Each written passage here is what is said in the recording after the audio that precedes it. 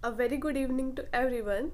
So, today we will do a linear independent and linear dependent topic and question on it. So, let's move to the screen.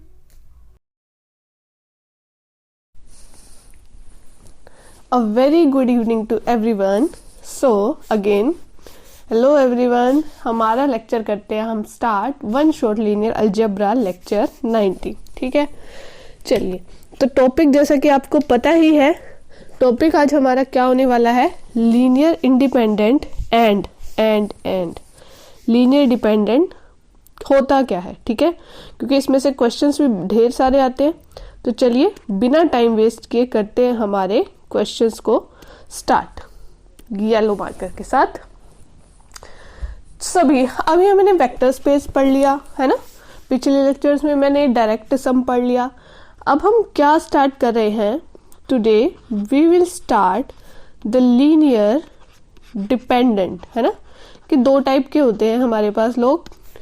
एक तो depend करते हैं किसी न किसी के लिए, किसी चीज पे। वैसे तो हर कोई किसी दूसरे पे किसी दूसरी चीज के लिए डिपेंड तो करेगा। ठीक है, तो पहले हम टॉपिक राइट कर देते हैं। This is linear independent and linear independent. ठीक है, ये इंडिपेंडेंट है, ये किसी पे डिपेंड नहीं है, और ये डिपेंड है। ठीक है, अभी नॉर्मल तो हम बोल सकते हैं कि भाई किसी चीज के लिए दूसरों पे निर्भर है ना। हिंदी में तो वी कैन से निर्भर होता है, वो डिपेंड करता है जो किसी दूसरे पर, और जो नहीं है वो नहीं होता। लेकिन वेक्टर स्पेस में इसका क्या पंगा होगा, वो करते हैं हम। तो सबसे पहले चीज हम लेके आते हैं इसकी बात। ठीक है, इसकी किसी पे डिपेंड। अब मेरे पास मैंने कुछ वेक्टर्स ले लिए, ऑब्वियसली वेक्टर स्पेस चल रहा है तो वेक्टर्स ही लेंगे, अल्फा 1 अल्फा 2 अल्फा n। ठीक है, ये मैंने कुछ वेक्टर स्पेस उठा लिए। ठीक है, कब कहूंगी मैं कि ये क्या होंगे, लीनियर इंडिपेंडेंट होंगे, व्हेन, कब कहूंगी, अगर मैं क्या लेती हूं, इसको लीनियर कॉम्बिनेशन में लिख देती हूँ। ठीक है, Cn alpha n is equal to 0। ठीक है, तो इसकी कंडीशन क्या होगी, this one is linear independent if each Ci, सारे के सारे जो C1 होंगे, कोफिशिएंट होंगे, उनकी वैल्यू क्या होगी, 0। अब आप बोलोगे कि लीनियर इंडिपेंडेंट की डेफिनेशन तो बहुत बार सुनी है, पर इसका मतलब क्या है, ये कैसे हो गए, मैं बताती हूँ। देखो, डिपेंड का मतलब है, अगर मैं दो वेक्टर्स ले लूं, कब मैं बोलूंगी वो एक दूसरे पे डिपेंडेंट है, कि वो मतलब एक ही वेक्टर की जरूरत है मेरे को।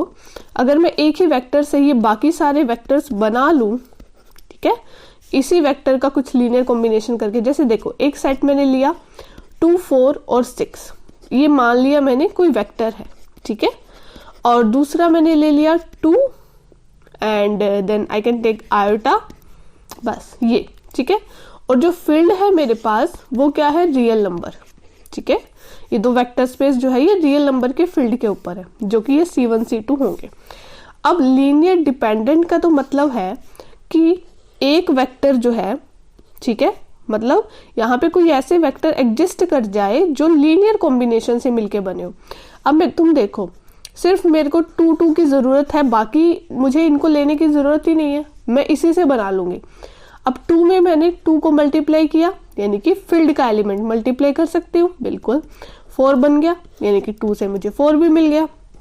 अभी 2 को मैंने 3 से मल्टीप्लाई करा, 6 भी बन गया, यानी कि 2 से ही मैंने 6 बना लिया। यानी कि ये दोनों जो है अपने एग्जिस्टेंस के लिए इस पे डिपेंडेंट है। ठीक है, तो ये सेट मेरे पास कैसे हो जाएंगे, लीनियरली डिपेंडेंट। समझे। अब बात आती है 2 और आयोटा की। अब क्या मैं 2 से आयोटा बना सकती हूँ, या फिर आयोटा से 2 बना सकती हूँ ओवर फील्ड रियल नंबर। समझे कि 2 में मैं ऐसा किसको मल्टीप्लाई करूं, या फिर किसको कुछ प्लस कर दूं कि मेरे पास क्या बन जाए, आयोटा बन जाए, बिल्कुल भी नहीं बनेगा ऐसा तो। हाँ, अगर मेरे पास, मैं अगर फील्ड की जगह कॉम्प्लेक्स लेती मैं, तो मैं कर देती ऐसा, मल्टीप्लाई कर दिया आयोटा, और क्या कर दिया मैंने, हाँ, डिवाइड कर दिया 2, आयोटा बाय 2 ले लिया मैंने C1 की जगह। ठीक है, कि मैंने C1 को क्या ले लिया, आयोटा बाय 2 ले लिया। अगर मेरे पास फील्ड कॉम्प्लेक्स की होती, then I can say 2 into में C1, जो है वो किसके इक्वल आ गया, जो मेरे पास दूसरा एलिमेंट है, आयोटा। कैसे, अरे बन गया ना, ये देखो कैंसल बन गया।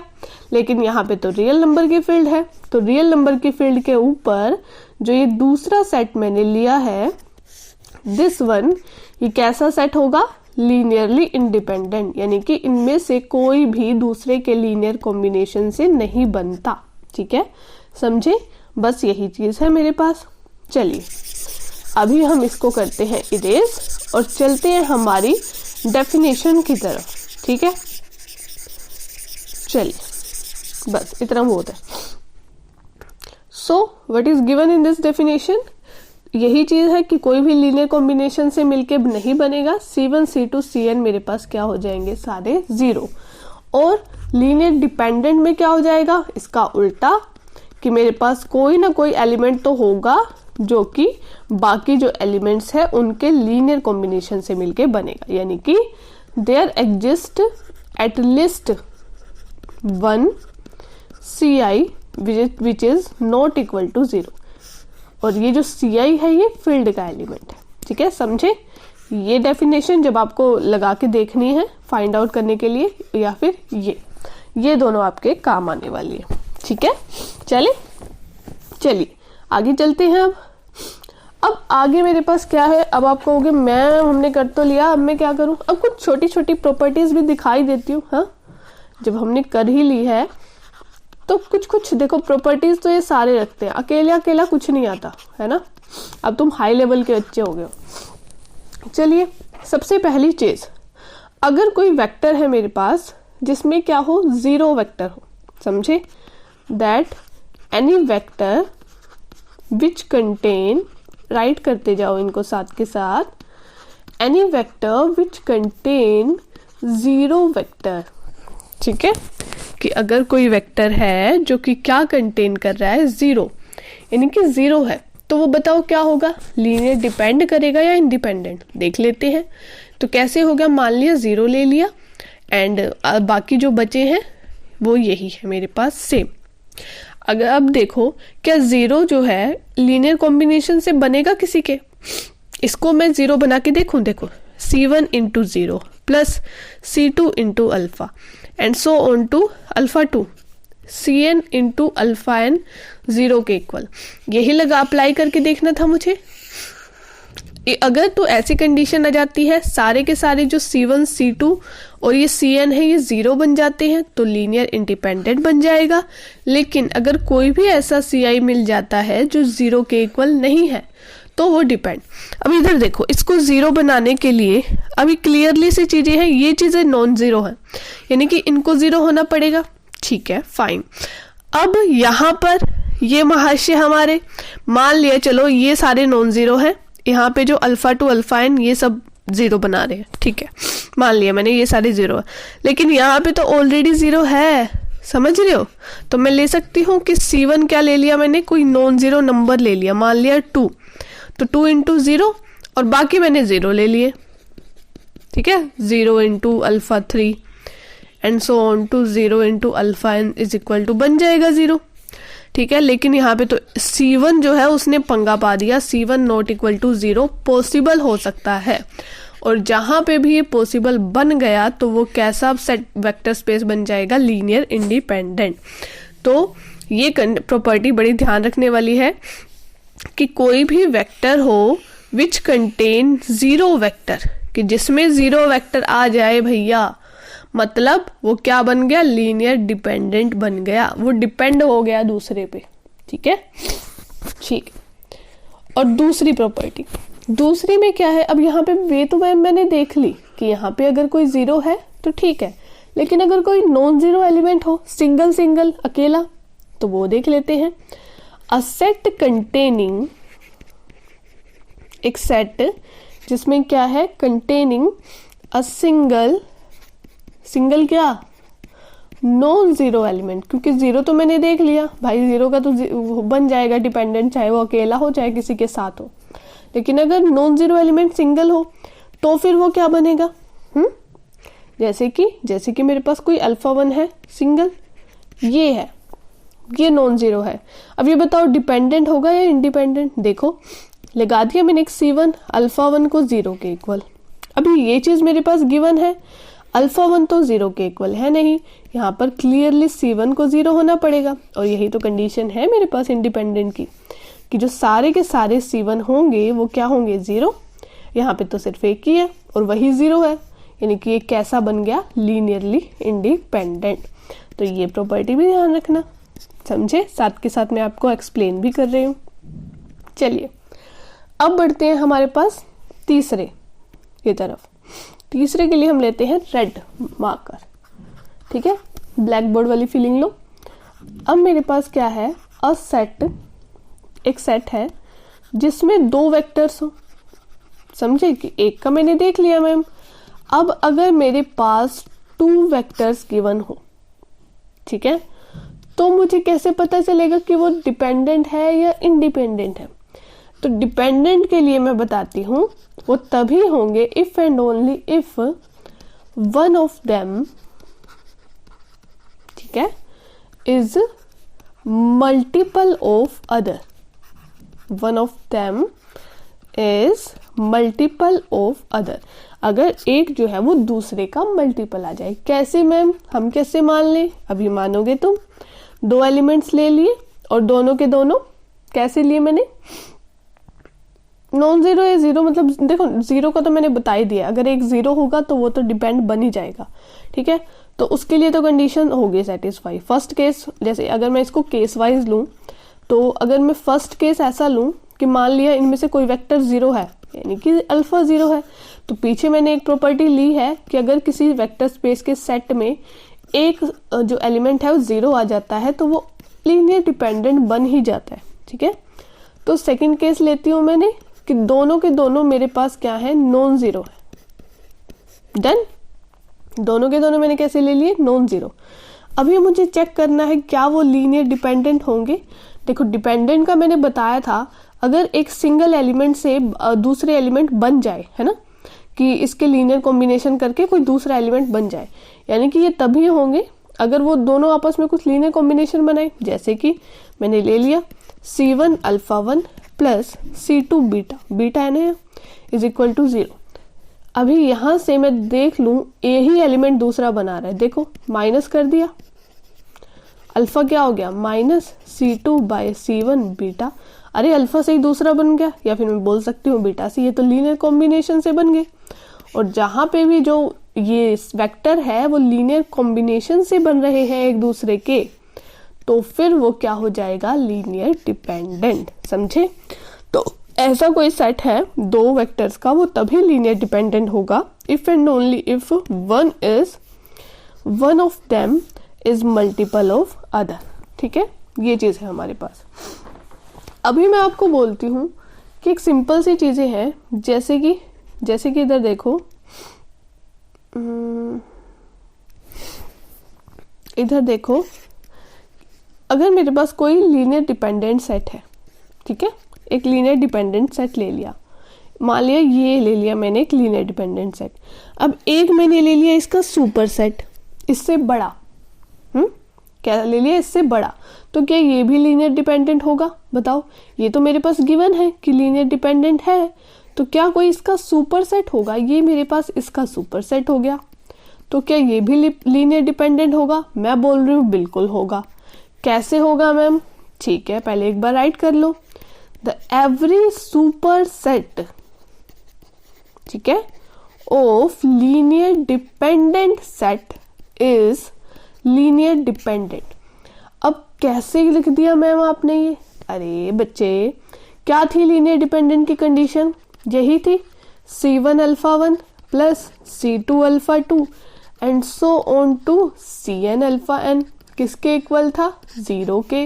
एटलीस्ट 1 Ci मेरे पास ऐसा बचना चाहिए जो कि 0 के इक्वल ना हो। अभी मान लिया ये जो सेट है S है, बना रहा है अल्फा 1 अल्फा 2 अल्फा n, ठीक है।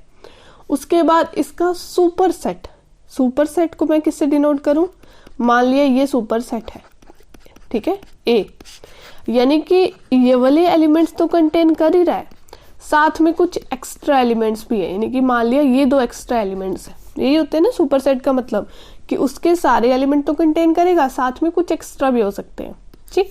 ठीक है, तो इस पे भी डिपेंडेंट वाली कंडीशन लगा दूं मैं, लगा देते हैं। ये ले लिया मैंने C2 अल्फा 2, ठीक है, कोफिशिएंट तो ये, अब कुछ और ले लो, Cn+1 ले लो, क्या दिक्कत है, ये तो कुछ भी ले सकते हो आप, बस उठाने हैं मुझे, फाइंड आउट करने हैं 0 के इक्वल। तो ये अब इसमें क्लियरली ये चीज तो गिवन है, एक Ci तो मेरे पास है ही है जो कि 0 के इक्वल नहीं है, मुझे सिर्फ एक ही चाहिए, लीनियर डिपेंडेंट को प्रूव करने के लिए मेरे को सिर्फ एक ही चाहिए, और ये हो गया, यानी कि एवरी सुपर सेट, ठीक है, of linear dependent set is linear dependent. Note कर लो, बड़ी इंपॉर्टेंट प्रॉपर्टी है, ठीक है। चलिए नेक्स्ट करें। अभी नेक्स्ट मेरे पास क्या हो जाएगा, इसके बाद हम क्वेश्चंस भी करेंगे, टेंशन मत लो। नेक्स्ट मेरे पास हो जाएगा फिफ्थ है ना या सिक्स्थ है, फोर्थ हो गया, एक मिनट, ये फोर्थ हो गया मेरे पास, ठीक है, फिफ्थ। अभी सुपर सेट का तो मैंने कर लिया, क्या ऐसा कुछ लीनियर इंडिपेंडेंट में भी होगा? अभी तो देखो, ये ले लिया मैंने एक सेट, ठीक है, ये गिवन है मेरे पास लीनियर इंडिपेंडेंट है, ए मान लिया। अब इसका सबसेट मैंने ले लिया S, तो बताओ S क्या होगा? ये उल्टा है उसका, समझ रहे हो? डिपेंडेंट में तो बड़े वाला बन रहा था, अगर छोटा लीनियर डिपेंड कर रहा है तो बड़ा भी डिपेंड करेगा, लेकिन इंडिपेंडेंट में उल्टा होगा, हाँ, कि अगर बड़ा इंडिपेंडेंट है तो भाई साहब छोटे भी हमारे इंडिपेंडेंट ही बनेंगे, किसी पे निर्भर नहीं करेंगे, वही बड़े से सीख रहे। ठीक, चलिए अभी ये चीज है, लेट कर लिया मैंने, जो ए सेट है वो कैसा है? लीनियर इंडिपेंडेंट है, मतलब इसका मतलब है C1 मान लिया, अब ले लेती हूँ कुछ, है ना, α1 α2 α3, ये मैंने ए ले लिया, इसका कोई सबसेट लिया, मतलब मान लिया इसमें सिर्फ 2 ही एलिमेंट है, सबसेट का मतलब यही है ना कि इसके एलिमेंट इसमें हो, ये सुपर सेट बन गया, वही सेम चीज है। सबसेट से आप वाकिफ हो। चलिए अभी ए मेरे पास गिवन है, क्या है? लीनियर इंडिपेंडेंट, तो ए क्या हो जाएगा? C1 α1 plus C2 α2 plus C3 α3, where सारे के सारे जो C1 C2 C3 है वो क्या है? 0 के इक्वल। अब मेरे को चेक करना है इसका, अभी इसके लिए मेरे को 2 चाहिए। अभी C1 C2 बताओ 0 होंगे? अरे बिल्कुल होंगे, ये चीज तो गिवन है, C1 और C2 0 है। तो फिर अब इस प्रॉपर्टी से मैं एक नई प्रॉपर्टी फाइंड आउट कर रही हूं, क्या? दैट एवरी सबसेट, ठीक है, every subset of linear independent set is linear independent, ठीक है। और उसका सुपर सेट का क्या था? डिपेंड में सुपर सेट हो जाता है बस, every super set of linear dependent set is linear dependent. This are the star properties, ठीक है। उसके बाद एक वही सेम चीज देखो, अगर कोई भी सेट है मेरे पास, उसमें कोई एक ऐसा एलिमेंट मिल जाता है अल्फा के, सच दैट जो अल्फा के है वो बाकियों के लीनियर कॉम्बिनेशन से मिलके बना है। अगर कोई भी ऐसा एलिमेंट मेरे को मिल गया कि वो बाकियों के लीनियर कॉम्बिनेशन से मिलके बना है, तो भाई वो लीनियर डिपेंडेंट होगा, यानी कि वो दूसरों पे डिपेंड है अपनी एग्जिस्टेंस के लिए, दूसरे मिलकर उसको बना रहे हैं, वो अकेला नहीं बन सकता, समझ रहे हो? ठीक है, तो फिर वो सेट भी लीनियर डिपेंडेंट हो जाएगा, ठीक है। चलिए हमारी थ्योरी होती है खत्म, अब हम करते हैं क्या? क्वेश्चन। क्या करते हैं अब हम? क्वेश्चंस, ठीक है। क्वेश्चंस पे आते हैं व्हाइट मार्कर के साथ। तो ये आ गया आपका पहला क्वेश्चन, जस्ट अ मिनट, ठीक है, ये आ गया आपका पहला क्वेश्चन। अभी इसमें ना मैं आपको एक चीज बताती हूँ कैसे आपको सोल्व करनी है, ठीक है, कैसे सोल्व करने हैं। जैसे कि देख लिया, ये आपको दे रखे हैं वेक्टर, टप्पल्स की फॉर्म में मैं वेक्टर्स ले रही हूँ, 2 4 7 एंड 5 10 17। अब आप बोलोगे मैम ये तो एकदम से बड़ा दे दिया, चलो एक बार रुको, बड़ा नहीं देते, तुम्हें छोटे छोटे से शुरुआत करवाते हैं। फर्स्ट क्वेश्चन लेते हैं हम। क्या लिया फर्स्ट क्वेश्चन? मैंने ले लिया 1 2 एक वेक्टर, दूसरा लिया मैंने 2 4। अब ये बताओ ये क्या होगा, लीनियर डिपेंड करेगा या फिर इंडिपेंडेंट होगा। अब मैंने इसकी आपको बताई है, ये देख लो दो वेक्टर के केस में अगर दूसरा पहले के लीनियर कॉम्बिनेशन अगर ज्यादा भी हो तो भी अगर कोई ऐसा एलिमेंट मिल जाता है जो लीनियर कॉम्बिनेशन से मिलके बना है तो वो डिपेंड कर जाएगा, और एक वो वाली कंडीशन भी लगाएंगे। अभी यहाँ पे देखो, क्या 1 2 को किसी से मल्टीप्लाई करके मैं दूसरा बना सकती हूँ? बिल्कुल, 2 से करी मल्टीप्लाई, 2 1 जा 2, 2 2 जा 4, बन गया ये तो। यानी कि ये क्या है, लीनियर कॉम्बिनेशन से बन रहे हैं एक दूसरे के। दैट मीन ये कैसा सेट हो गया, लीनियर डिपेंडेंट। ये तो होया इसका पहला मेथड। अब मैं बताती हूँ इसका सेकंड मेथड, कौन सा, जो वही था C1 वाला। C1 इंटू अल्फा 1 क्या है 1 2, ठीक है जी, plus C2 into alpha 2 is 2 4 is equal to 0। ठीक, चलो भाई कर लो। तो इसको कैसे सोल्व करते हैं, पहले 1 1 वाले करते हैं ना। C1 लेते हैं, ये क्या बन गया C1 और 2C1 बन गया है ना। C1 को मैं अंदर मल्टीप्लाई कर दिया टप्पल के साथ, ये बन गया 2C2 इंटू 4C2। अभी जब भी टप्पल्स आते हैं ना उनको कैसे ऐड करते हैं, उनको ऐड करते हैं हम 1 बाय 1। फर्स्ट एलिमेंट को फर्स्ट में ऐड करेंगे टप्पल के, सेकंड को सेकंड में, बिकॉज इसमें ऑर्डर मैटर करता है। जैसे सेट में तो ऑर्डर मैटर नहीं करता, लेकिन जब टप्पल होता है उसमें ऑर्डर मैटर करता है, ये दोनों इक्वल नहीं होते हैं। तो इसको कैसे करते हैं, C1 इसको भी टप्पल की फॉर्म में ले लेते हैं 0 0, C1 प्लस 2C2, ठीक है, किसके इक्वल आ गया 0 के, कंपेयर कर दिया मैंने। दूसरा 2C1 प्लस 4C2 किसके इक्वल आ गया, 0 के इक्वल आ गया। अभी यहाँ पे देखो, क्या C1 C2 दोनों 0 होंगे तभी पॉसिबल है ये, या फिर कुछ और भी हो सकता है, सोच के देखो। अगर मैं C1 को क्या ले लूं, -2 ले लेती हूँ। देखो C1 को मैंने ले लिया -2 और C2 को मैंने ले लिया 1, ठीक है। पुट करना है इसमें C1 को -2 प्लस 2 इंटू 1, ये तो बन गया 0। बट C1 और C2 तो नॉट इक्वल टू 0 है, यानी कि ये क्या बन गया, लीनियर डिपेंडेंट। इसमें भी पुट करके देख लो, 2 इंटू C1 क्या था -2 प्लस 4 इंटू C2 क्या था, बोलो बोलो बोलो 1, तो ये बन गया -4 प्लस 4, यानी कि तो 0 बन गए। यानी कि यहाँ पर C1 और C2 जो है वो 0 के इक्वल नहीं है। दैट मीन ये कैसा सेट हो गया, लीनियर डिपेंडेंट सेट। ये था आपका दूसरा मेथड, ठीक है। 2 मेथड करवा दिए मैंने, एक तो लीनियर कॉम्बिनेशन देख लो भाई बन रहा है क्या उसके, दूसरा यही सेम C1 C2 वाला, तीसरा एंड मोस्ट इम्पोर्टेंट मेथड जो कि हम हायर क्वेश्चंस में करते हैं। अब हर क्वेश्चन में हम C1 C2 निकालने थोड़ी ना बैठेंगे, हम क्या करते हैं, मैट्रिक्स मेथड निकालते हैं। Ax is equal to B, system of linear equation, ये सभी ने किया हुआ है, ठीक है, किया हुआ है सभी ने। चलिए अब हम क्या करते हैं इसमें, सबसे पहली चीज, इस चीज का यूनिक सॉल्यूशन और इनफाइनाइट सॉल्यूशन। बस अगर तुम्हें पता लग जाए कि ऐसी इक्वेशन में कब यूनिक सॉल्यूशन होगा और कब इनफाइनाइट होगा, तो तुम्हें पता लग जाएगा कब लीनियर इंडिपेंडेंट होगा और कब डिपेंडेंट, ठीक है। बिल्कुल डीप से समझा रही हूँ, अच्छे से समझना, फिर तो यूं चुटकियों में तुम क्वेश्चन सॉल्व करोगे। इधर देखो, अभी यहाँ पे देखो, किसने लीनियर सिस्टम ऑफ इक्वेशन अगर किया है Ax is equal to B, इस कंडीशन का यूनिक सॉल्यूशन यानी कि x is equal to A inverse B something बनेगा। यूनिक सॉल्यूशन कब होगा, जब ये यूनिक एग्जिस्ट करता है, और ये तभी एग्जिस्ट करेगा जब ये जो है मेरे पास रैंक ऑफ A कितना हो जाएगा, नंबर ऑफ वेरिएबल्स के इक्वल हो जाएगा, ठीक है। एक बार बस देख लो तुम ध्यान से, फिर क्वेश्चंस पे अप्लाई करेंगे ना, ध्यान रहेगा।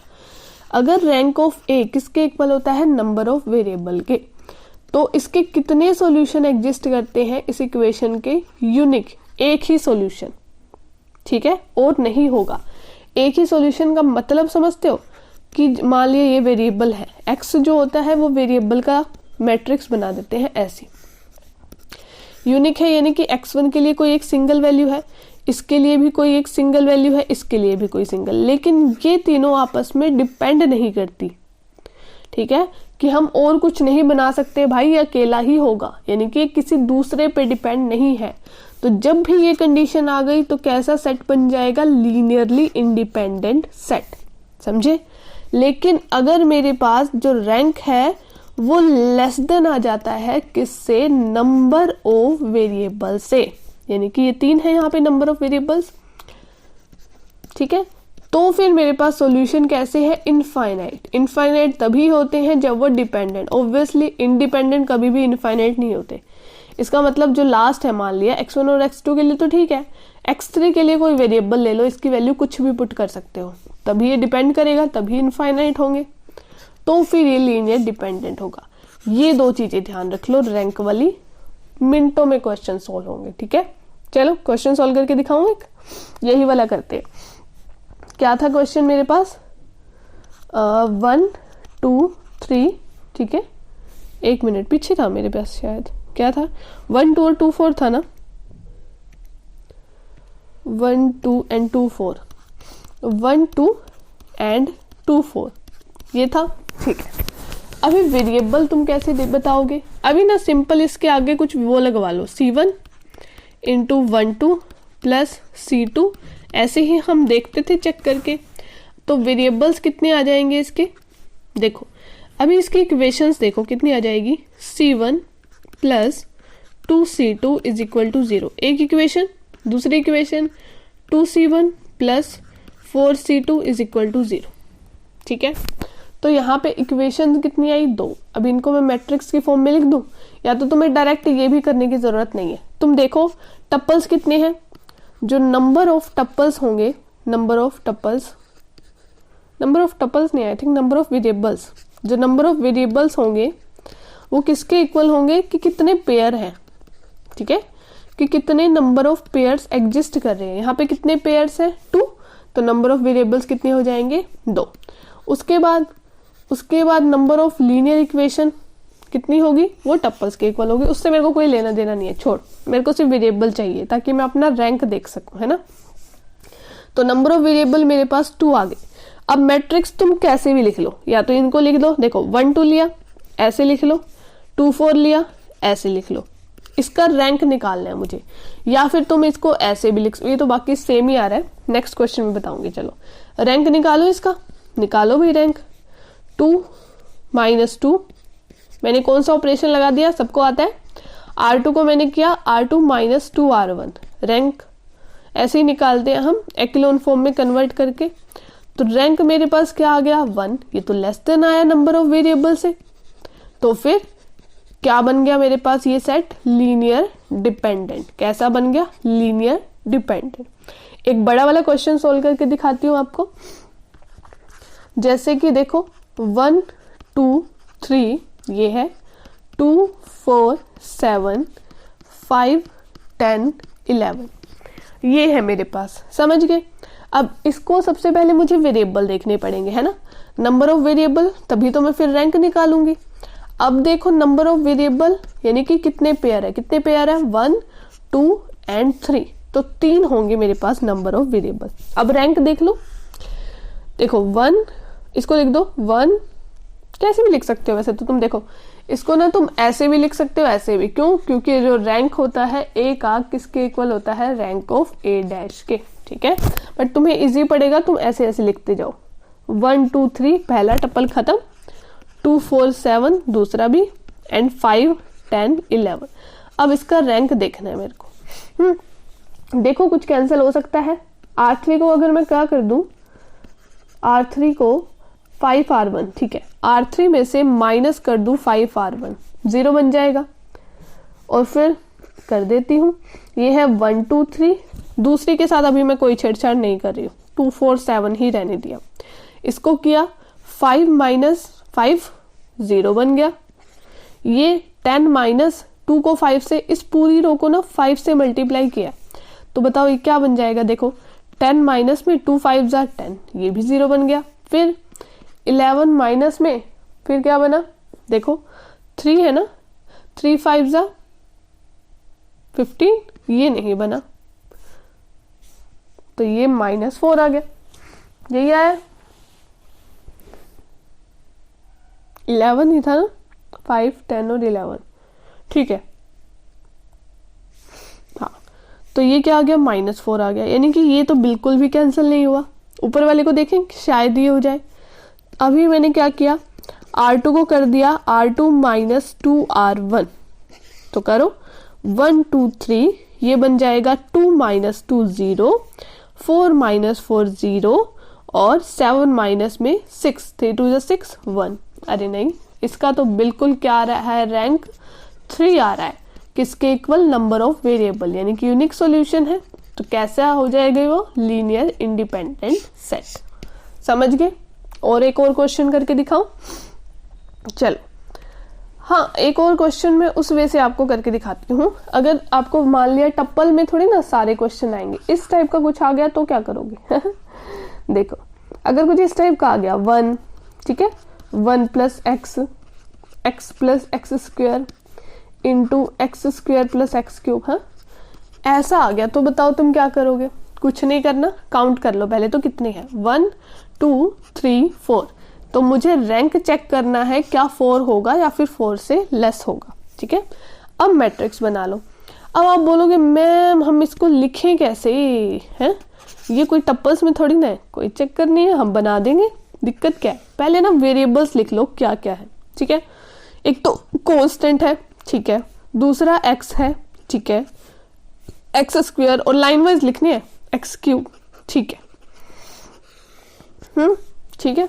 तो बस अब पहला लिया 1, यहाँ पे 1 का कोफिशिएंट 1 है, बाकी कुछ नहीं है पहले टप्पल में, तो इसकी जगह लिख दिया 0 0 0। दूसरे में देखो 1 की जगह 1 है, x का कोफिशिएंट भी 1 है, ठीक है, बाकी नहीं है तो 0 0। यहाँ पे देखो यहाँ 1 का कोई कोफिशिएंट नहीं है कांस्टेंट टर्म का, तो 1 के नीचे 0, x का कोफिशिएंट भी 1 है और x² का भी 1 है, तो ये 1 1 और ये 0।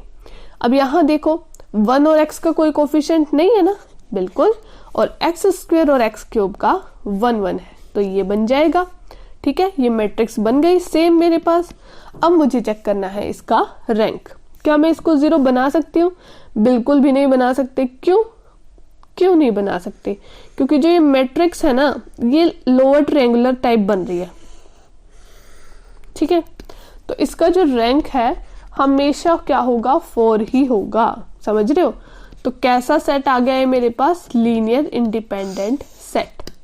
समझे कि नहीं समझे, बोलो, हो गया। तो जब भी आपका इस टाइप के कितने भी क्वेश्चन आए आपको ऐसे ही सॉल्व करने हैं, ठीक। और क्वेश्चन देखें, मैंने हर टाइप का एक एक क्वेश्चन मैं आपको करवा रही हूँ, ठीक है।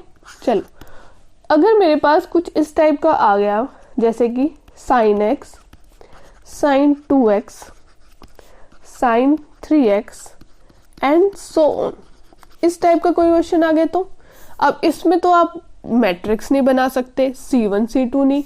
अब इसमें आप देखोगे लीनियर कॉम्बिनेशन, क्या कोई भी एलिमेंट दूसरे के लीनियर कॉम्बिनेशन से बनेगा। क्या sin 2x को मैं sin x के लीनियर कॉम्बिनेशन बना सकती हूँ, बिल्कुल भी नहीं बना सकते मैम। क्या sin 3x को मैं इन दोनों के लीनियर कॉम्बिनेशन से बना सकती है, बहुत इंपॉर्टेंट है डिपेंडेंट के लिए। अगर मुझे किसी को चेक करना है तो मैं देखती हूँ, अगर मान लिया कोई भी एलिमेंट मैंने उठाया, अगर वो अपने पहले वाले एलिमेंट्स के लीनियर कॉम्बिनेशन से बन रहा है तो वो डिपेंडेंट हो जाएगा, अदरवाइज नहीं।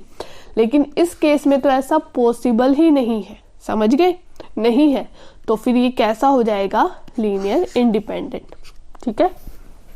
समझ गए, हाँ जी बिल्कुल समझ गए। एक और कर दूं, ठीक है, सिंपल सा ही लेके चलेंगे, बस फिर खत्म करते हैं। x² sin x plus 9x²। अभी इसमें देखो क्या करें, क्या टप्पल्स बनाऊं, देखो मैं मैट्रिक्स भी बना सकती हूँ इसकी, है ना, कि देखो वेरिएबल कौन कौन से हैं, x है और x² है, बस उसकी मैट्रिक्स बना के भी मैं कर सकती हूँ। देखो 1 है पहले में, दूसरे का 0 है, तो फिर x² है तो इसका 0, इसका 1, फिर 7 और 9 है, ठीक है। अभी यहाँ पे देखो वेरिएबल्स तो 3 है, यानी कि जो रैंक है वो कितना आना चाहिए, 3 आना चाहिए, तो इंडिपेंडेंट हो जाएगा, अगर लेस देन है तो नहीं। तो करके देख लो। देखो मैंने क्या किया, R3 को मैंने कर दिया R3 माइनस 7 R1। देखो वैसे भी इसका रैंक ना 2 नहीं आएगा, बट ठीक है चलो मैं बता देती हूँ। 1 0 0 1 0 और 0। फिर क्या किया, फिर किया मैंने 0 9। फिर किया मैंने R3 को, ध्यान से देखना, R3 माइनस 9 R2, क्योंकि इसको भी तो खत्म करना है, फिर ये खत्म हो जाएगा।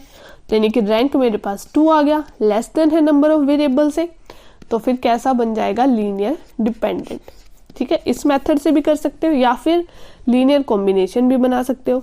इधर देखो मुझे बनाना है 7x प्लस 9x स्क्वायर। क्या मैं इन दोनों के लीनियर कॉम्बिनेशन से इसको बना सकती हूँ? बिल्कुल बना सकती हूँ। C1 की जगह पुट कर दो क्या 7, C2 की जगह पुट कर दो 9, बन गया मेरे पास। ठीक है, तो ये बन गया लीनियर डिपेंडेंट। तो चलिए आज के लेक्चर को हम खत्म करते हैं यहीं पर। आई होप आपको समझ में आ गया हो। Like, share and subscribe my channel. Thank you so much.